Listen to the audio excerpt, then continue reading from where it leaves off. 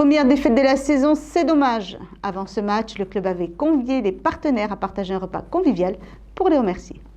L'occasion pour notre équipe de faire le point sur ce département indispensable au bon fonctionnement d'un club. Dimanche, les partenaires étaient venus nombreux pour ce moment convivial et important. C'est important de leur montrer notre reconnaissance parce que ça fait des années qu'ils répondent présents, par le biais de brochures, par le biais de panneaux. Donc ils nous suivent parfois par des dons de maillots pour les jeunes et pour les seniors. Donc c'est important de montrer notre gratitude. Petits ou grands partenaires, l'important est de s'unir pour continuer à faire avancer le club. On a des partenaires effectivement qui vont nous donner des coups de main même au niveau de l'infrastructure, qui sont présents. Et il y en a d'autres qui vont nous aider au niveau financier.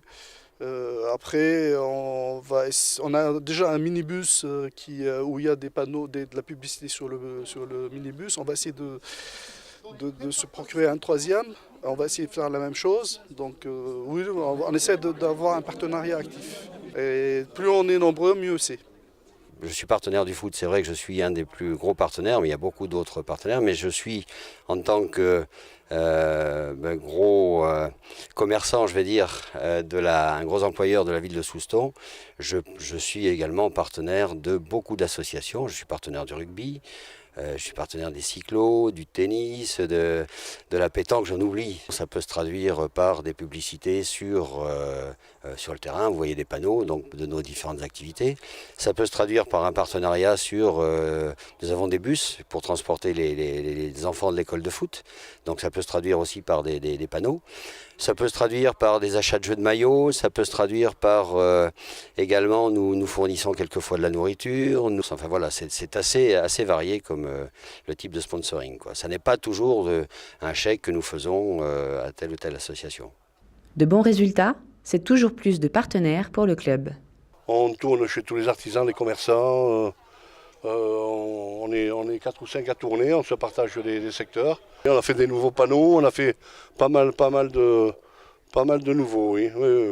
Ça marche. Il fallait faire son trou là au milieu et maintenant on a fait notre trou et puis tout le monde est bien content. Et on s'appelle ASS comme le rugby et je pense qu'il y a une bonne entente entre le rugby et le foot qui se passe actuellement. La preuve, puisque la moitié des sponsors foot sont les sponsors du rugby aussi. Et aujourd'hui nous avons là, voilà. Déjà la première chose c'est fidéliser ceux qu'on a déjà avec nous. Après le renouvellement se fait en allant les voir.